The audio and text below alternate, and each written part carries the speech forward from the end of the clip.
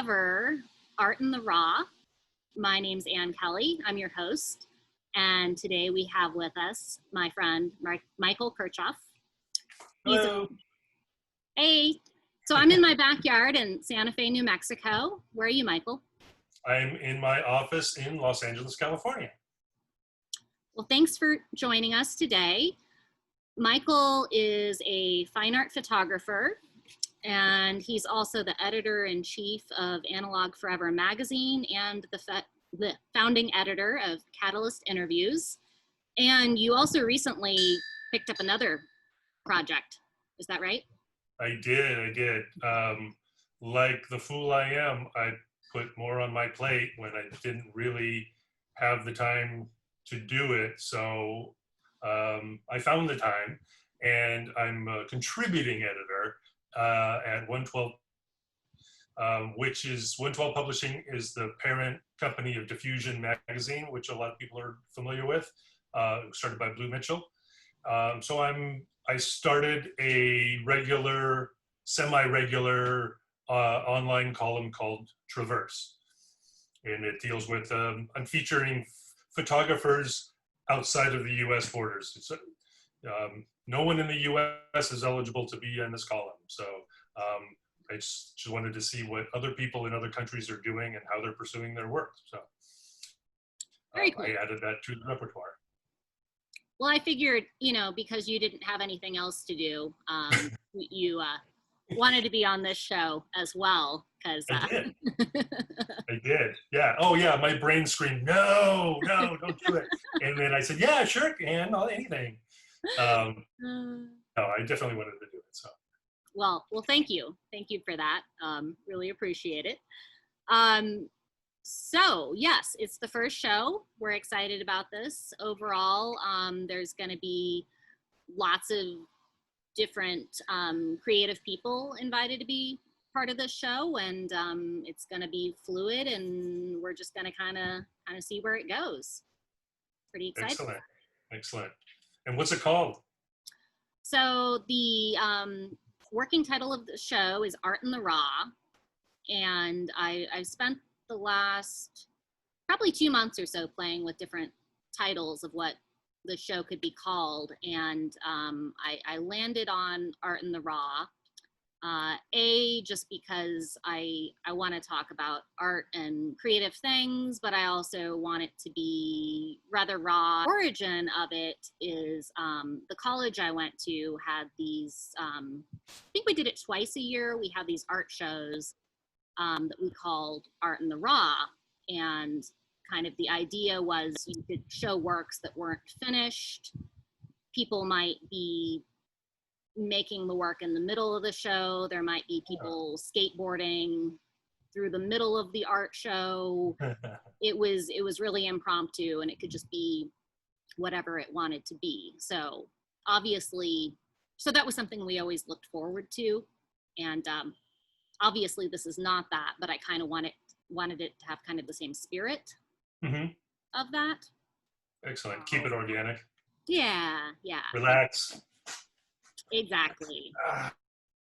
You're hanging out in the studio. I'm hanging out in the backyard. We both have dogs that might potentially bark, but it's all good. I watched another interview with you pretty recently where I learned some things I didn't necessarily know about. And your dad bought a camera when you were 7. Is that right? Yeah, that's right. Yeah, Polaroid SX70 camera. And then you stole it from him? And then I basically, yeah. Yeah, there were plenty of times it was like, Michael, where's the camera? Where's the camera? Or it was, why is there no more film is left? And that was a general thing. Because it wasn't cheap. I mean, it's never been cheap. But yeah, I used up all of the film all of the time. And if I was going to get in trouble for something early on, that was one of the things at the top of the list. So, but I made a life for myself out of it. So I think he's okay with it, or he was. Yeah. I mean, it was more of a hobby since I was 7 until all the way through high school. but then that was the point where I realized that I have no other, I have no other focus in life. So I think photography is going to be it because I really love doing this. So let's go for it. Let's make that happen because it's either that or prison. So so far it's worked out. Yeah. Well, I kind of felt that same way in that. So my mom was into photography, and so that was kind of my link as well. And I started taking classes with her at this community college when I was in middle school, and started taking the photo classes in high school. But around the time I was graduating from high school, you know, when everybody was trying to figure out, what they were going to do next, I mean, there really wasn't anything else that was speaking to me. So I wasn't really, I was an art kid. You know, art, and it's a powerful thing like that, because, you know, maybe you would have gone to, maybe we'd both be in prison. We don't know. Yeah, that's true. I mean, in life of crime. But yeah, you're right. And it's funny that we're kind of seeing those connections now, because like you said, when we first met during Review Santa Fe, I think that we kind of had some kind of, you know, similar work that we gravitated to. You know, I know that you were kind of like referring people to me, and I was mentioning people to you, and the fact that both of our last names start with K meant that like our tables were kind of next to each other anyway. So it was really easy to kind of like keep that communication going and share that work and those people's ideas and processes. And I think that it kind of worked out. And I think that like what happens with a lot of artists, like that shared love of art, photography, or anything else, that kind of binds people together, and you build up your community through that. And by doing that and sitting next to each other during that time, I think, you know, we became part of each other's community, and that was, you know, obviously a key aspect to how we both work, and what brought me to do this with you today as well. So it seems perfect. Yeah, and you were looking for film-based work specifically, so. For that, for the most part, but I mean, the other things that I do, both with Catalyst and for Traverse, they are not contingent upon being analog at all. But I think the chance of me sharing something that's analog based is much higher if it's that way, because at Analog Forever we highlight a lot of work and we do a lot of calls for submission, and whereas Catalyst and Traverse are they're less frequent. So and I think being associated with a magazine, you know, both a print and an online magazine, I think that just kind of carries more weight than something that is that happens less often and only happens online. So I think like, usually when people, if I don't say anything, people just kind of introduce me as editor-in-chief of Analog Forever magazine, even before being a photographer myself now. Yeah. So it's kind of overtaken that a little bit at least in some people's minds, which is fine. I enjoy it all. So. Do you feel like you identify more as a photographer than anything else, or at this point is it all kind of everything? I do. I mean, it is everything, but I still did as a photographer. I mean, that's what I've been doing my entire life. And I mean, like I said, like with you, like in high school, you just kind of, you know, the flipped and you realize that this is my life now. And I think I've chosen, I'm going to go for it. And then I've had some really good career moves, and going into sharing other people's work, and like, you know, we often say curation, and that's kind of a loaded word, because people who are like really hardcore curators and do, you know, amazing things with that conceptually, I'm more of just somebody who kind of selects work and shares it, rather than curates it. But that's still, you know, it's a part of the puzzle. And one that I'm happy to embrace, but I do still identify predominantly as a photographer because I kind of look at everything with the eyes of a photographer when I'm looking at other people's work. And even when I'm just, walking down the street, I'm always like, oh, if I don't have me for some reason, which is rare, I'm always thinking like I need to get a picture of that, or this would be better if I did this. I'm always looking to improve something as well with the camera, or kind of put my own spin on it. So, which is just my process, and it's not, and I don't mean that by being process based, like whether digital or analog or you do wet plate or anything like that, but just your artistic or your creative process. And that's what Catalyst is too. I mean, that's an examination of the creative process. And that's all done through my eyes as a photographer. Right. So Catalyst is all interviews, and that's something you started in. How many years ago was that? Just I literally just crossed the 2-year mark. I started it on specifically August 8th, 2018. So I just celebrated my 2-year anniversary and ran the 52nd interview yesterday. on that. Yeah, I know. So, and interestingly, and you heard this in the other talk that I had done before, Analog Forever was literally launched almost exactly 1 month later. So wow. All of that kind of preparation and work that you need to do ahead of time, from planning to doing the actual interviews to setting up the website and social media and all of the bells and whistles and crap to kind of go with it now.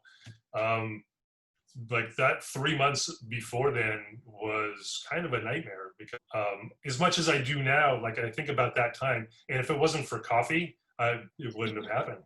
I literally was just running on fumes and coffee the entire time until both of those things were launched. And then I was able to wait a beat and take a breath and catch up. And since then, I've had my struggles, and time management is an issue. I think that I've kind of figured it out a little bit now. So there's kind of a flow to it, and I don't feel as stressed about it all as much as I did in the very beginning. But it is still new. I mean, they're only both been around a couple of years. So yeah, long way to go.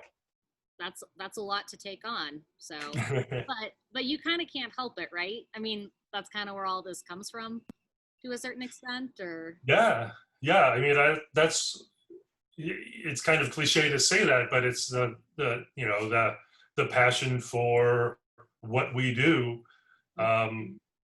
Just kind of takes over your life, and whether it's making photographs for myself, making them for a client, like because I do still shoot commercially a little bit as well, not as much as I used to, but it still happens. So that's another aspect to it, and then sharing the work of others and interviewing people and doing all of the things that like what you do. I mean, everybody wants to be represented by a well-known, successful gallery, and you sit at the helm of that, and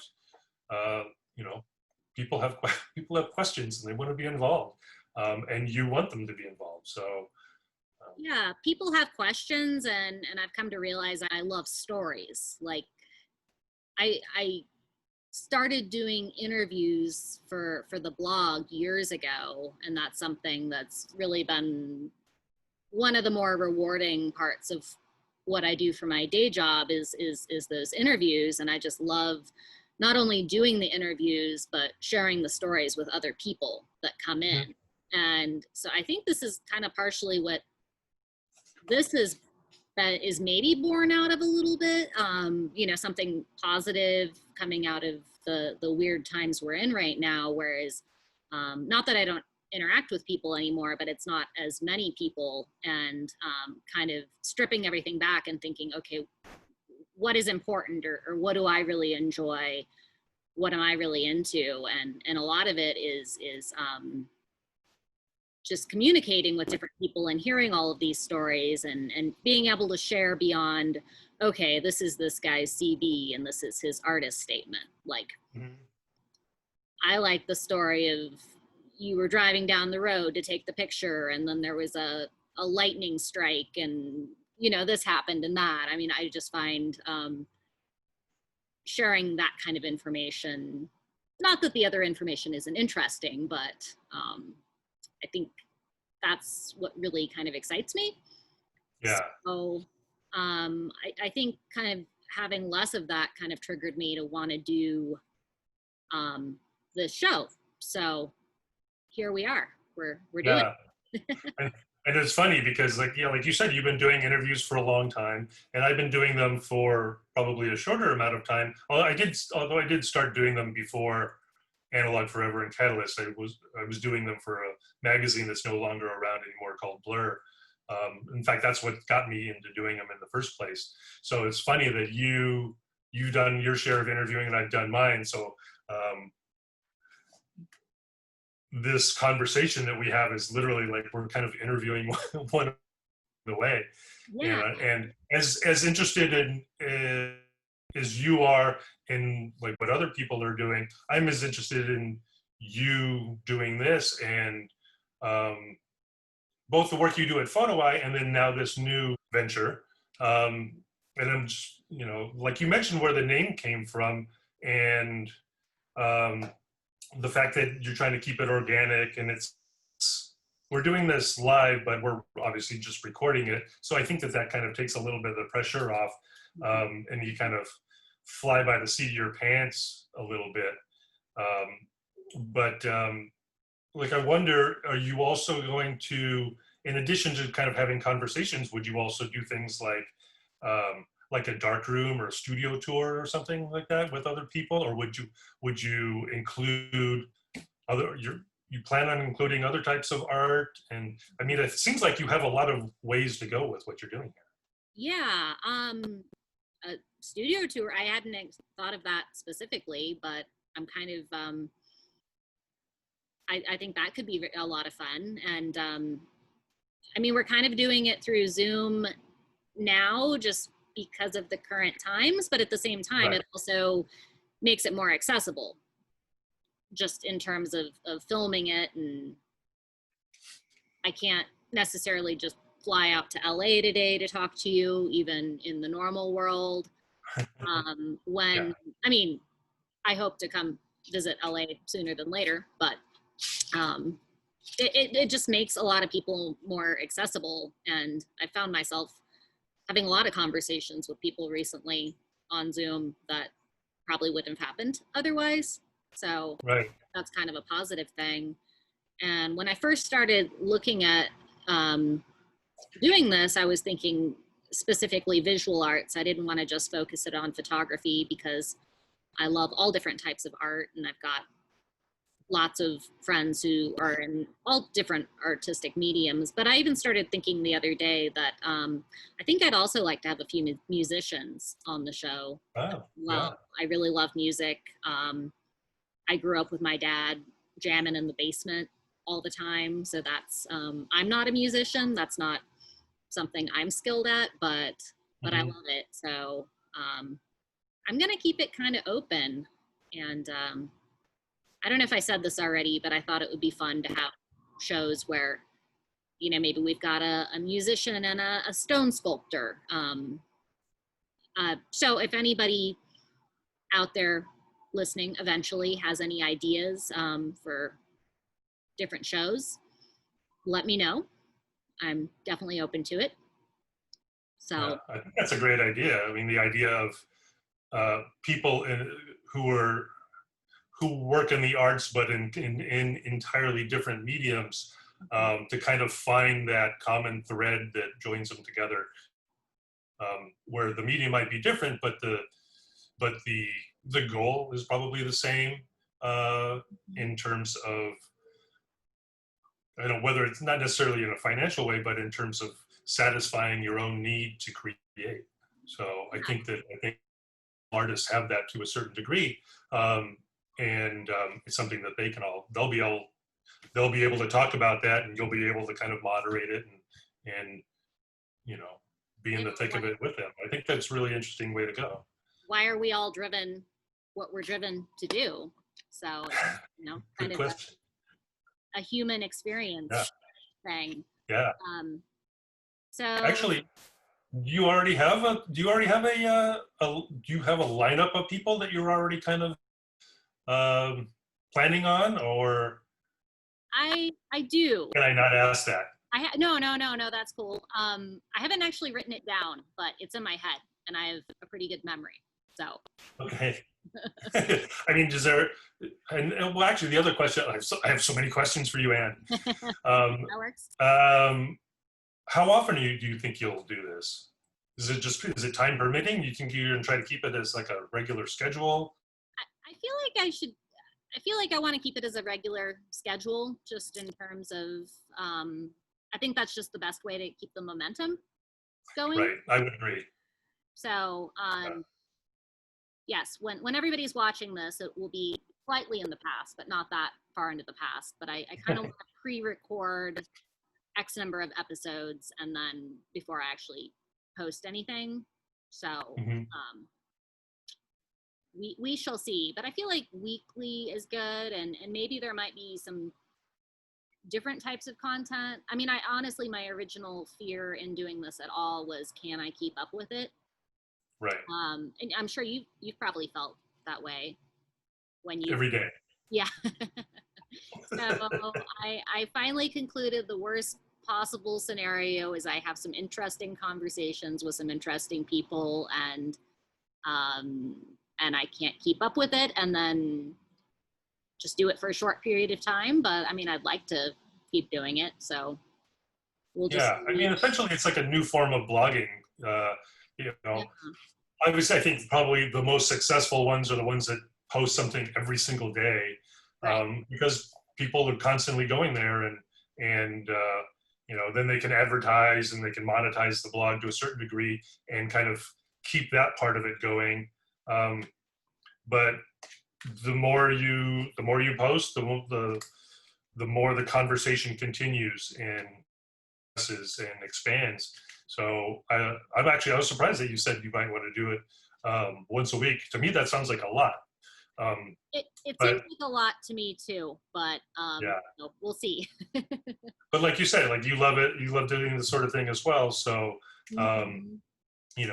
having, I think as from the artist's perspective, having a conversation with somebody like you is really, because, obviously, again, it connects us as a community, but I think people have, especially photographers, they have questions in terms of how gallery directors think, what they react most positively towards, is a way of kind of figuring out, like, everybody that talks to you is probably in the back of their mind thinking, oh, I wonder if my work would be good enough for Anne, and could I be in the gallery? And I know that that's happened to me, that you can tell sometimes that people start talking to you in a way that, like, oh, they just want to know. Yeah. They just want to know, can be in the magazine. But that's okay, because, I see that as a good thing. But, it's because you're kind of, to a certain degree, like a gatekeeper. But you have a lot of useful information and your views on how photographs are shared and disseminated. They're very valuable to people. So I think watching this for a certain degree, as well as doing them with somebody like you, is a highly valuable endeavor. Well, I mean, I feel like all that's, very, very mysterious waters. So I came from a fine art photography background, and when I started working at the gallery, which was actually about 14 years ago, last week, I think. Wow.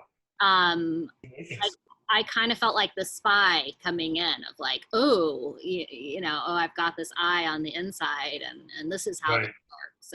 And I honestly didn't plan on making a career out of it. And quite frankly, I mean, I don't know how you felt about this, but when you got into photography at kind of a young age, I mean, I think that's kind of one of the nice things about being young is when I got into it, I didn't necessarily think, how am I going to support myself? How am I going to survive off of photography? I just thought, oh, I love photography and it's time to move forward with something that's kind of focused. And I think it was maybe around the time I was graduating from college, somebody said, oh, well, what are you actually going to do with this? And I had that kind of like, oh, I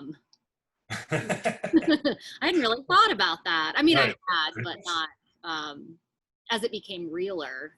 How were you? I mean, did you have kind of a plan in mind with photography, or it was just You know, I have to say, like, I don't know that I've ever had a real concrete plan, because I know that when there have, at least in the short term, when I have made plans, they never go. Things don't go according to plan, because this is life and this is how it all goes.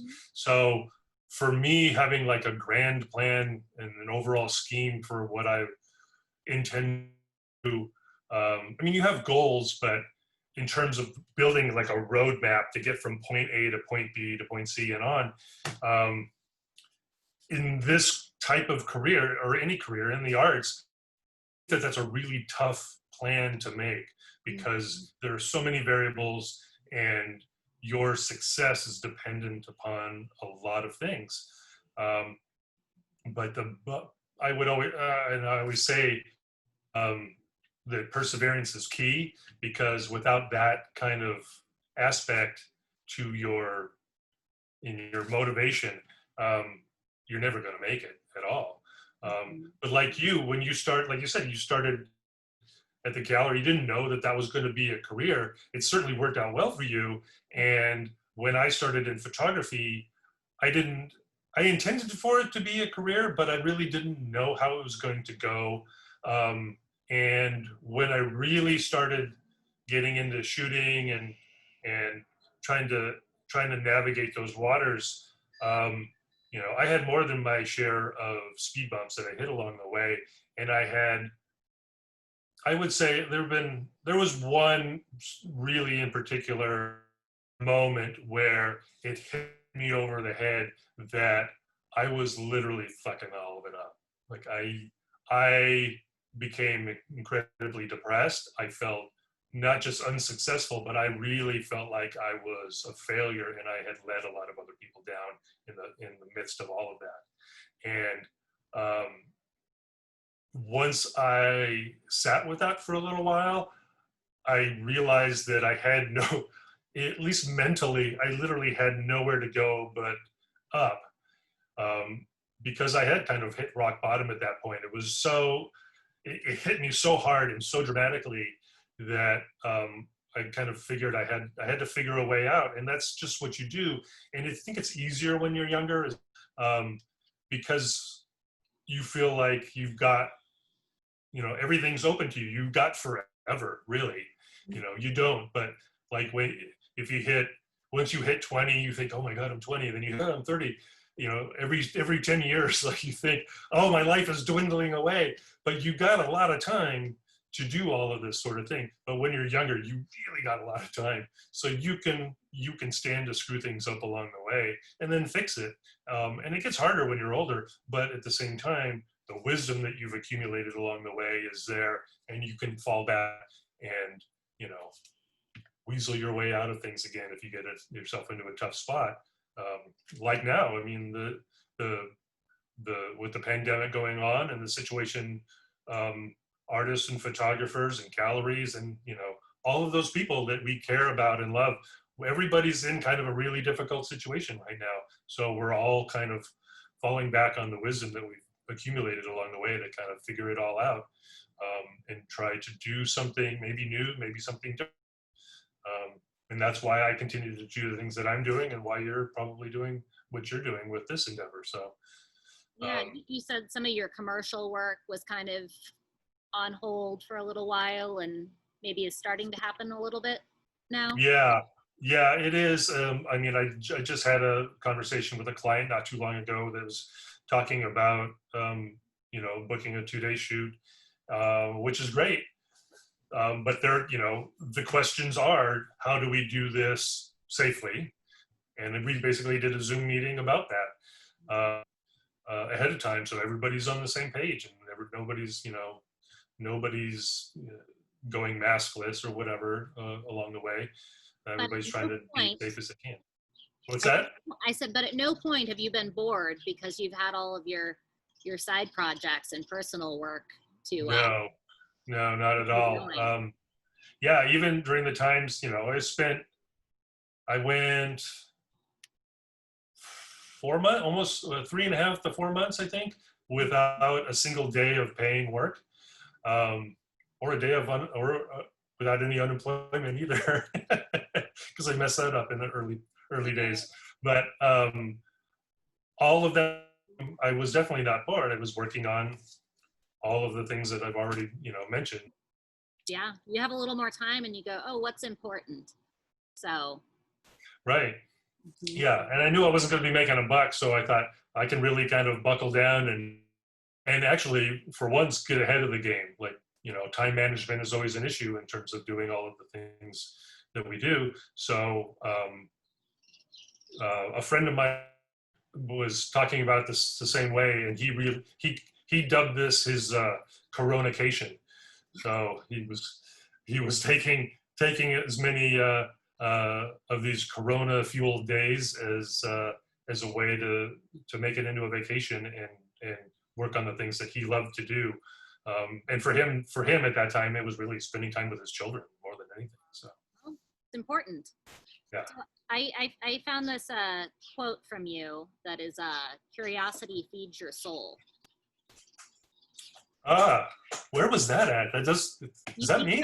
You said that in that live interview. Oh, I did? I wrote it down. Yeah. I think I'd remember it. It wasn't very long ago. You're right. I guess I did. And it's true. And I think that's part of. Yeah. And it was really from the standpoint of how I create work, because both as a photographer and as an editor, I think you have to continue to be curious, and ultimately it feeds your soul, because you're learning things along the way that you didn't know about. And I can't tell you how many times somebody has told me a story about their photography, or the story behind a photograph. And you think, oh my God, like I had no idea you had to jump through so many hoops or do so many things, or that you were in danger. So being curious is definitely a key component to doing this, and again, staying about the whole thing, because especially if you're not making a living out of it, you have to feed yourself in other ways. So feeding your soul with the curiosity is going to be one of the ways to do that. Absolutely. If it makes sense at all, I don't know. No, it totally does. Why would either of us want to interview people if we weren't curious? Right. Yeah. Or I found that a lot of art making is kind of an exploratory process, or a lot of images that I like make me ask questions. So I think there's something to that, and that's what makes life interesting and keeps you young. And I don't know, that's my theory anyways. So that said, I noticed there's some flat files behind you. I'm curious what's in there. Oh, we mostly pornography, and there's some dog food, and no, I'm kidding.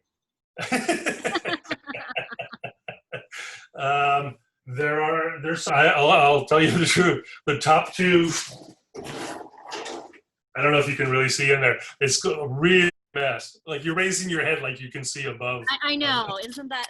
I can't. I tried. Can't hold it against. Wait. Let me see what's over your head. Oh, yeah. No. It might work that way. But the top two drawers are kind of a wreck. They're literally, that's all of those are negatives and Polaroid prints. They're completely unorganized. And that's actually a project that I have to take up, that I'll actually be starting next week.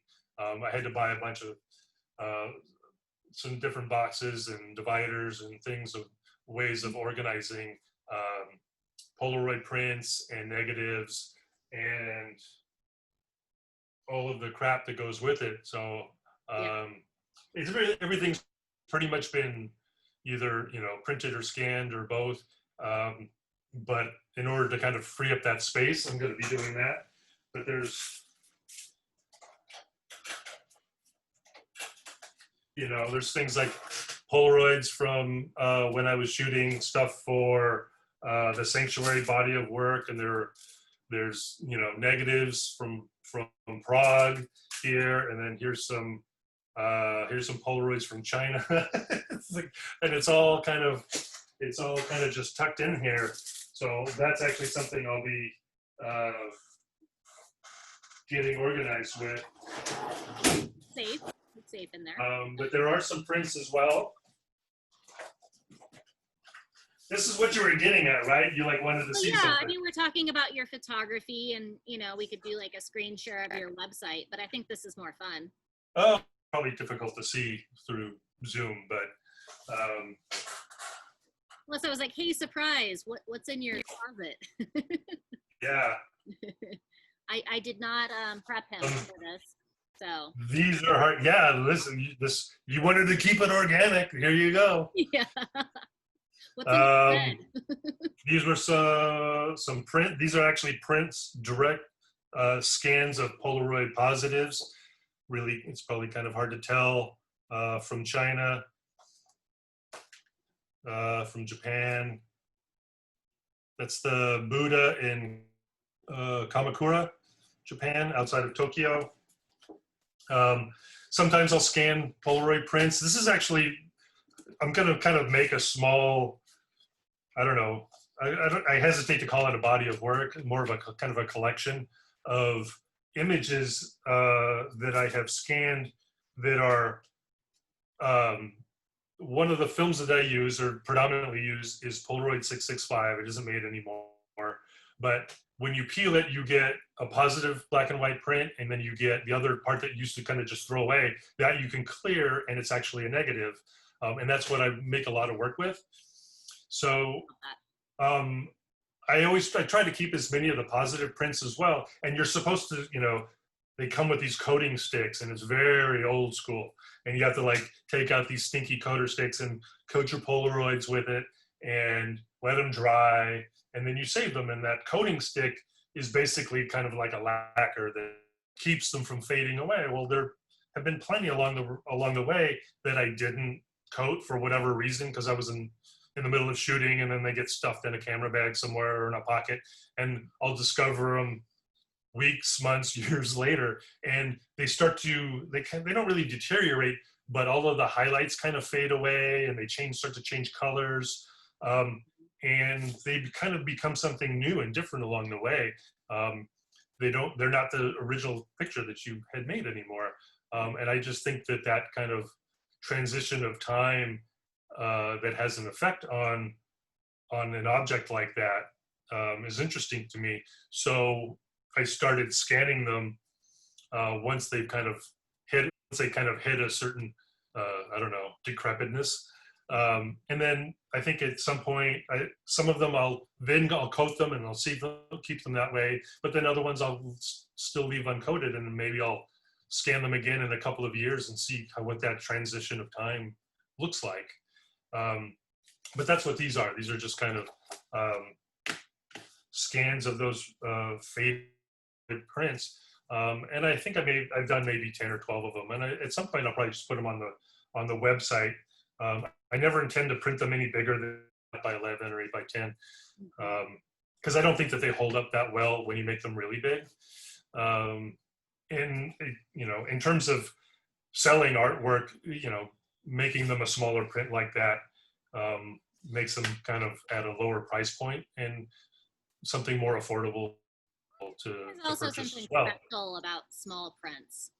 Yeah. Like with the invention, or with the digital technology increasing, I mean, what was it, maybe like 10, 15 years ago when they started rolling out all the big Epson printers, and then everybody was just going as big as they could just because they could. And Yeah. sometimes things are supposed to be big, sometimes things are supposed to be small, and I think you have to listen to that. Yeah, I distinctly remember I remember at Photo LA in, I think it was, I don't know, 2008, actually 2008, 2009, 2010. Mm-hmm. You would walk through the different booths, and every photograph was just gargantuan. Mm-hmm. It didn't matter because Epson had come out with all of these large format printers that were at that time considered affordable, and a lot of photographers were buying them and making prints. And then a lot of photo labs had invested in the technology. So even if you didn't want to buy one yourself, it was really simple to take a file to a lab, output a large inkjet print. Or at the time, everybody was calling them giclée because it sounded very, very mysterious and avant-garde, and it was just a term. But yeah, I remember seeing plenty of prints and looking at them and thinking, why is it this big? Like, does it need to be this big? Right. Well, it could be bigger. Why isn't it bigger? Yeah. Yeah. But they were, there would be portraits of people, full-length portraits of people that were literally life-size. And I think you might be frozen. So there's that. So, technical difficulties. We will work past this. We're sorry, the number you have dialed is not in service at this time. All right, so we're back. We've had some internet connections, truly making it art in the raw. So getting over the learning curves. Anyways, keeping it interesting. What are you going to do? Thanks for hanging with me, Michael. Oh, no problem. Yeah, art in the raw doesn't just mean pants optional. It means anything could happen. Anything could happen. Like I said, those art shows back in the day, there'd be skateboarders flying through. In this case, we're just losing the internet connection, which is not quite as exciting, but right. Maybe future shows, anything could happen. Keeping it exciting. And maybe on the next one, like a fire will break out somewhere, and then you. Oh, I hope not. Not at your house. Somewhere else. Yeah, we've actually got a big one about 20 miles away or so, but we'll get that out soon. Right. But my dogs might run around and tap dance. We'll find out. Right. It's an interesting, but so I don't know. What were we talking? Like, we were just talking about. We were talking about prints suddenly being with the new technology being made larger, but now things seem to be kind of going the other way, at least to a certain degree, right? Do you see that? Do you see that at the gallery? From some of the work that you've seen lately? I do, and I'm a big believer in that there's an ideal size for anything, really. Yeah. Just because you can go buy a canvas that's 90 by 90 doesn't mean you have to make paintings that are 90 by 90. And right. Because printers can let you print that size doesn't mean you have to do that. So I'm kind of a big fan of little things. Now, like I was saying, it does seem to be going that way. Not only is the physical size getting smaller, but the editions seem to be getting smaller. Mm-hmm. And that's what I was talking about before we got cut off. It's when I was working for Alan Ross, like he would edition his prints, but the edition sizes were like 150, 175, and which is funny because we're still really good friends. And he's out where you are in Santa Fe, and he'll tell you, like, some of those have actually sold. They've actually sold out over time. He's sold that many prints of something. It doesn't happen very often, but I mean, I think at a certain point everybody realizes, well, you're probably not going to sell 100 of any one particular print within a body of work, especially. Or how bored are you going to be by the time you make that print 150 times?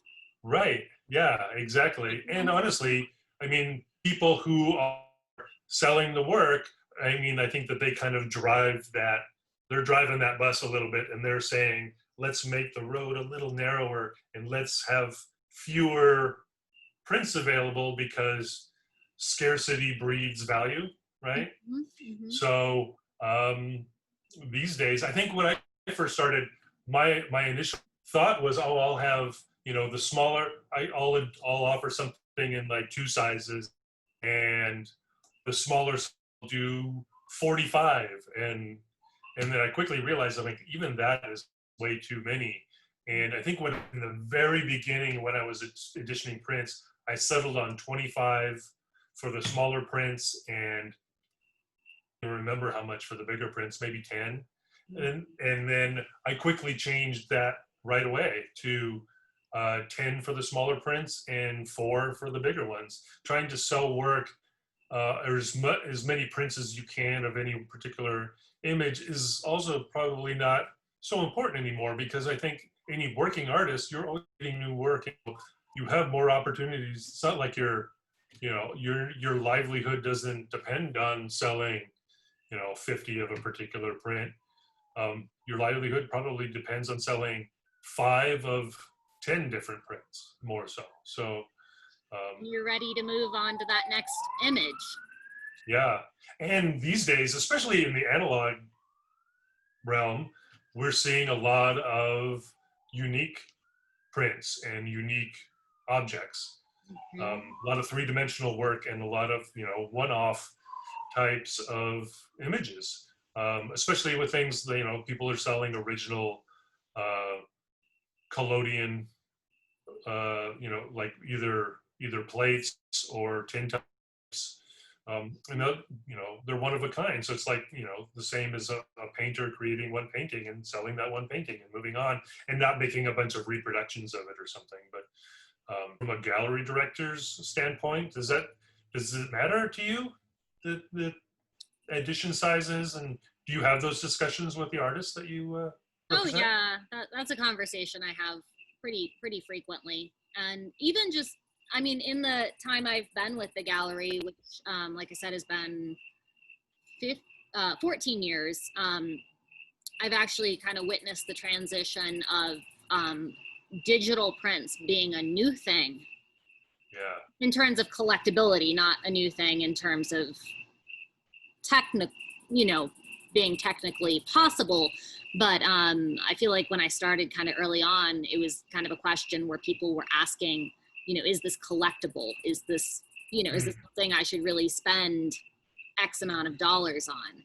And then even maybe just 5-7 years later, it kind of transitioned into that was the most common style of print. And people were asking, what a silver gelatin, what your standard darkroom prints were. That all of a sudden moved into the alt process category with some of the earliest processes. And also as part of that, edition sizes have just been decreasing and decreasing to the point where, I'm joking, but I sometimes say, oh, they're going to be negative editions at some point. And really a lot of that's, as you may know, kind of trying to compete with the European market, whereas if something's maybe over a collective edition size of like 12, it's considered a poster. And then art also just being kind of considered as in line with just the art market. So trying to keep things small. Certainly. But a lot of times things get small, the prices go up. So a thing to really consider too is, how accessible do you want your work to be? I talk to some photographers and, you get on this roll of decreasing your edition size to the point where all of a sudden your prices are so high that your average person can't afford to buy a print. So who do you want your work to be for? Do you want to sell 5 prints a year for exceptionally high prices, or do you even want to do an open edition print that's $200 and anybody who wants it, in theory, could figure out a way to get it? So there's always kind of all those kind of avenues of, Yeah. what is the intention? So Yeah, I can think of, there's a couple of people, there's one that I can think of right immediately, that he doesn't edition his work at all. And most of the prints he does are fairly small. They're like, I don't know that he does anything larger than maybe something that would be 11 by 14-ish.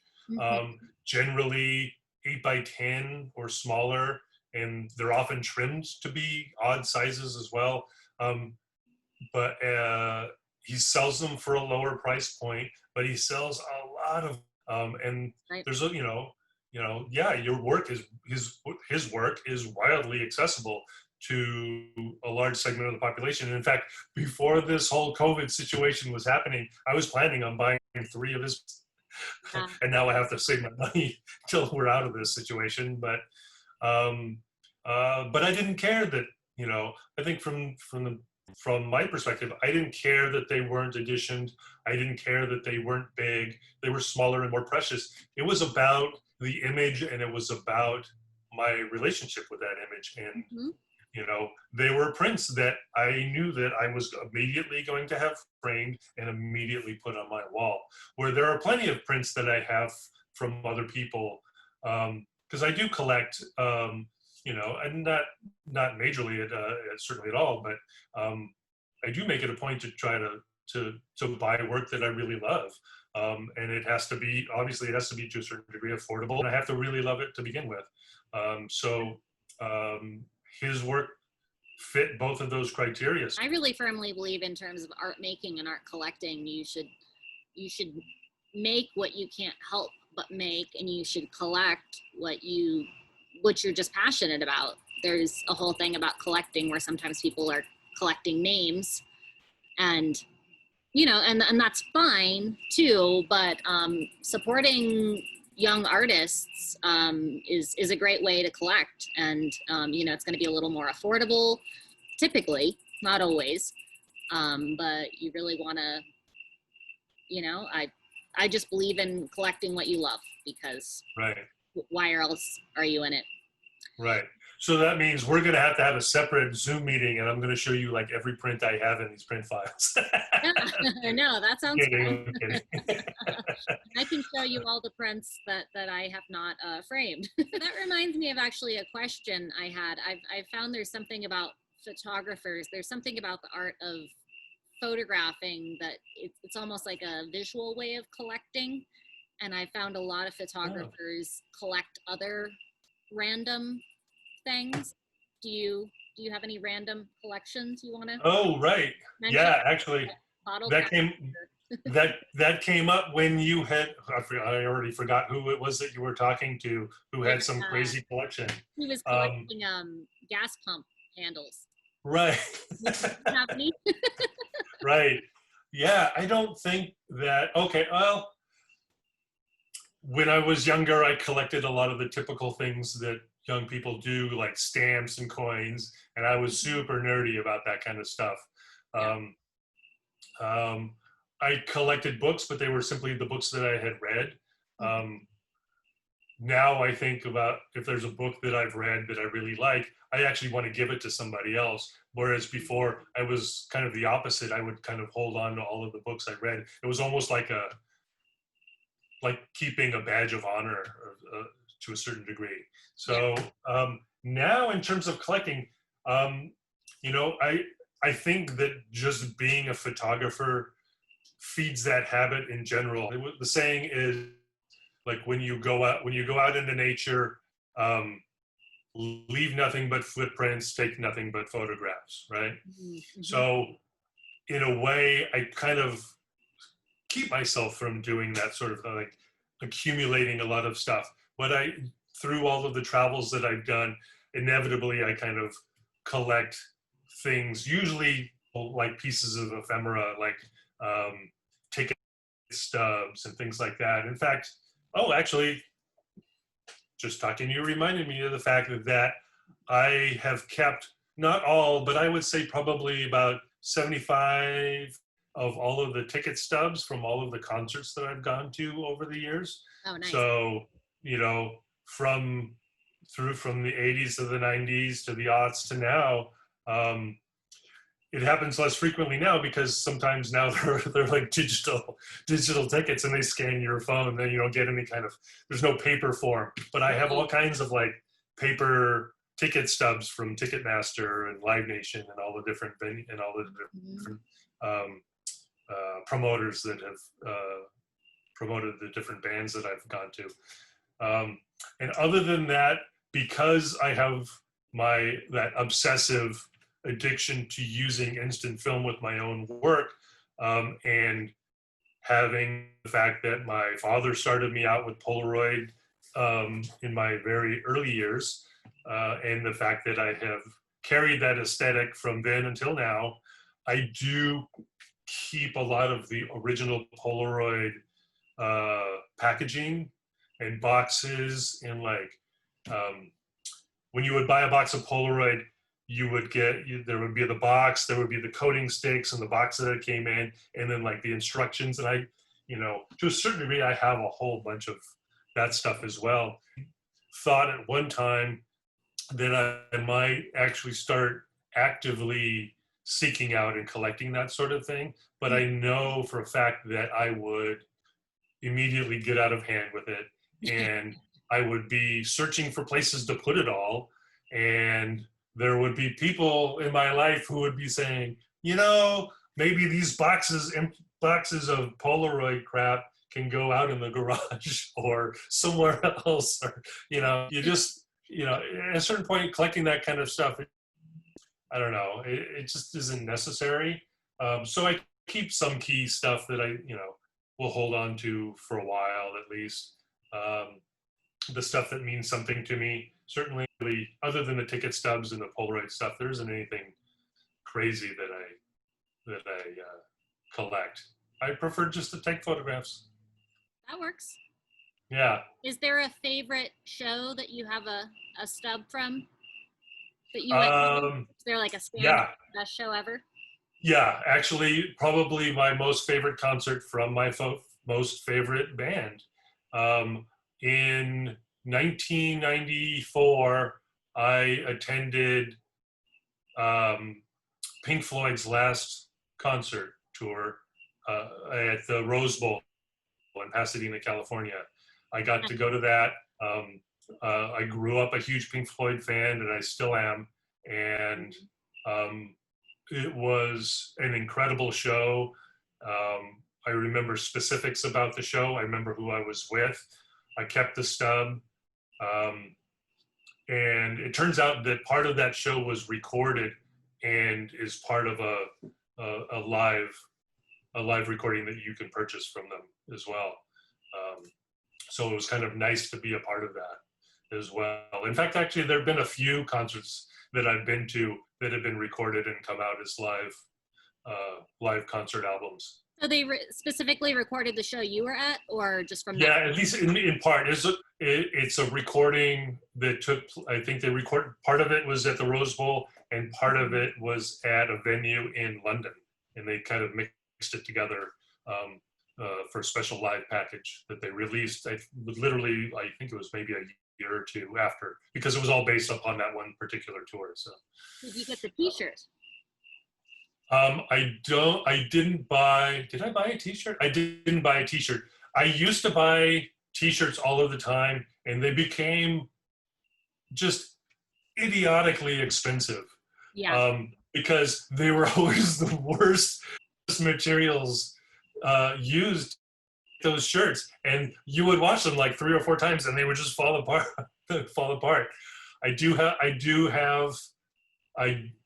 I actually know where they are. I own,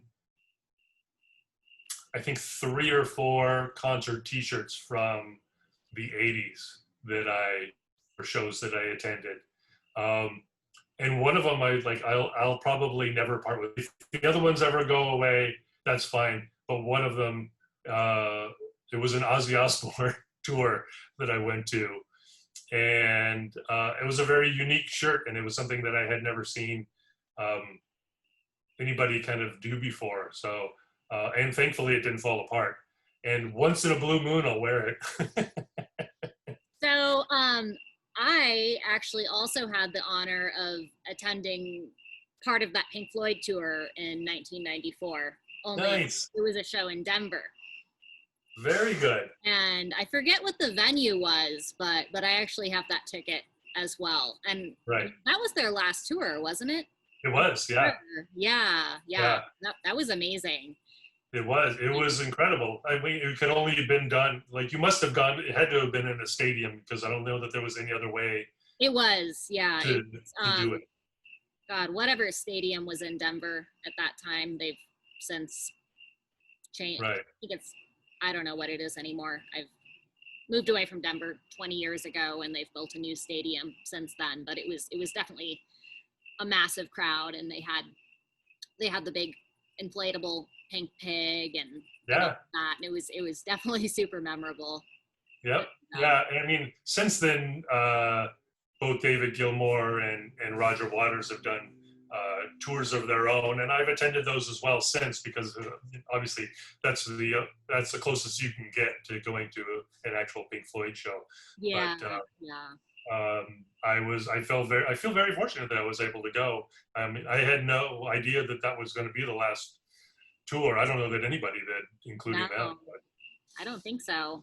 just worked out that way. So that's interesting. That's so funny that you went to that tour as well in a different city. I don't know anybody else that went to that tour other than the people that I was with.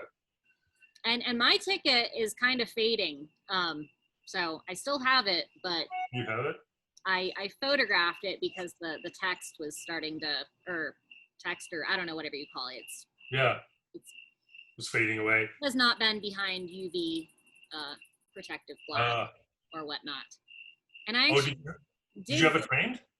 I didn't get it framed. No, it was just in a drawer, and I pulled it out a few years ago, just looking through stuff. And yeah, I don't know exactly where it is, where all of those are, but they're actually in this desk right here. I could probably find it, but it did take me a while to dig through them all to find that particular one. But yeah, it's probably a good idea. I should probably photograph them all. Yeah, it was just, I don't know, whatever the technology was to print the actual text on the tickets is, I don't know. Yeah. It's not archival, so. No, not at all. Although I find it interesting, like we're way off base with photography and art, but yeah, it's music. I had a friend when I lived in San Francisco. When I was starting out, I had moved from Los Angeles and I was living in San Francisco when I worked for Alan Ross, and I had my own studio, and I shared it with somebody else who was much older than I, and he had attended Woodstock, and he had a ticket stub that he had used to attend, and then he had the entire untorn off Woodstock ticket from a friend of his who called at the last minute and said he couldn't go, but he kept that ticket stub. It's probably like worth some insane amount of money, but probably. and I remember him showing them to me, and it was like they had been printed yesterday. Wow. Like it was like they were brand new. They were like the edges were all crisp and the corners were crisp. It was great. I thought it was interesting, but anyway. That's cool. That's cool. Yeah, I mean, art, music, it's all connected. I think it's all creative people doing what they're doing, and yeah, definitely. And I think that's another reason why what you're doing is going to be very successful. I think your idea to not make it simply about photography or photographers, but keep it open to other artists from different mediums as well, and then maybe pair people up or have little group discussions and things like that. Finding the common thread that binds us all together is an important aspect of what you're doing. Yeah, well, thank you. And like I said, I'm not going to put you on the spot now, but I might be hitting you up soon to see if you want to participate in one of those other conversations. And yeah, so, I can talk. Very cool. Well, thank you for doing this. Before I let you go, which I might do in a second before the internet does something weird, have you watched any old classic movies recently that kind of had new life to them? new Or- life. Like I rewatched Back to the Future the other day and hadn't watched it maybe since it was a new film, and I thought, wow, that was actually pretty good. Oh, like, so it still held up for you. Yeah, I did. The passage of time didn't diminish it at all. Yeah. A lot of my work has kind of been inspired by film directors, two in particular. One is Stanley Kubrick, and the other one is Terry Gilliam, who obviously started out, for those of you that don't know, started out as a member of Monty Python. He was the only American member of the Monty Python troupe. And he went on to do film directing, and a lot of how he shoots and a lot of the way how he portrays things I really kind of identify with. So I recently rewatched Monty Python and the Holy Grail that he co-directed with Terry Gilliam, and I will say that anytime the movie 12 Monkeys is on, I will watch that from whenever I pick it up. Like if I turned on the TV and it was on HBO or something, I'll keep watching it from that point forward, because I really love the way that it was shot and and how it was done, and his work and obviously Stanley Kubrick's work holds up for me as well. So I would count every movie from both of those directors as being on that list. Awesome. That question was just kind of inspired by everybody's been at home a little more. So I feel like I've talked to a lot of people that have just been revisiting everything. Old, music they maybe hadn't listened to in a long time, movies they hadn't watched in a long time. So just revisiting. So excellent. Well, I'm always listening to music that I listen to a lot of music, and I love a lot of different types of music. But talking about the films and bringing that up makes me realize that I haven't seen Citizen Kane in a really long time. And I think I'd like to see that, because I think that the visuals that you would find in that movie are something that I would identify with as well. So in terms of your own photography? Yeah, I think so. So I will say that you've inspired me to go out and watch another film that I haven't seen in a long time. So thank you. Awesome. Well, it's all connected. So that's right. Yeah. Well, thank you so much for joining us, for being on the show. Art in the Raw, first ever, more coming. Really, really appreciate it. It's been fun. I look forward to doing more of these. And for anybody who's watching now in real time, if you enjoyed this, please like, comment, subscribe. And thank you, Michael. Excellent. Thank you, Anne. I really appreciate spending this time with you. It's been wonderful. Yeah. Thanks again, and we will talk soon. Excellent. All right, Anne. Thank you very much. Bye, everybody. Have a good night. You too.